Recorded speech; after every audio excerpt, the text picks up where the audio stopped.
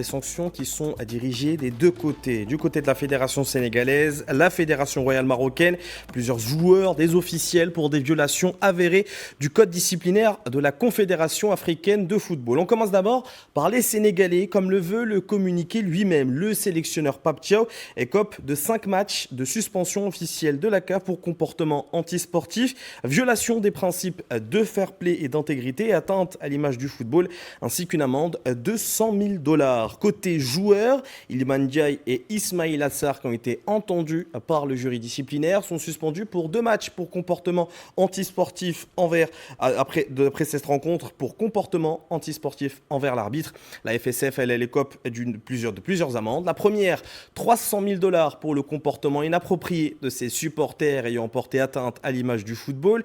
Une autre de 300 000 $ là aussi pour le comportement antisportif de ses joueurs et de son encadrement technique en violation des principes de fair play, de loyauté et d'intégrité, comme le dit le communiqué. Et enfin, il y a aussi l'amende traditionnelle, celle pour les cartons jaunes, 15 000 $ pour faute disciplinaire de cette équipe nationale, 5 joueurs ayant reçu des avertissements. Et le jury disciplinaire a également sanctionné le camp marocain, à commencer par le capitaine de la sélection marocaine, Achraf Hakimi, 2 matchs de suspension, dont un avec sursis pour comportement antisportif.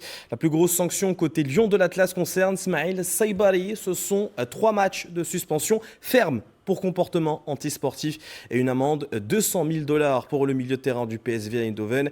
La Fédération royale marocaine de football se voit infliger quelques amendes. Une de 200 000 $ pour le comportement inapproprié des ramasseurs de balles. Une de 100 000 $ pour le comportement inapproprié des joueurs de l'équipe nationale et de l'encadrement technique ayant envahi la zone d'examen de la VAR et entravé le travail de l'arbitre. Et comme pour la FSF, une amende de 15 000 $ pour l'utilisation de laser par ses supporters lors du match. Autre précision de ce communiqué, le jury disciplinaire de la CAF a rejeté la réclamation introduite par la FRMF relative à des violations alléguées par la FSF des articles 82 et 84 du règlement de la Coupe d'Afrique des Nations. Alors, ce ne sont que des chiffres, je vous expliquais quels sont ces articles-là. Ils concernent le retrait d'une équipe avant la fin du temps réglementaire sans l'accord de l'arbitre, ce qui entraînerait une défaite de l'équipe et une élimination directe de la compétition en cours, en plus de potentielles sanctions supplémentaires potentielles prises par la commission d'organisation.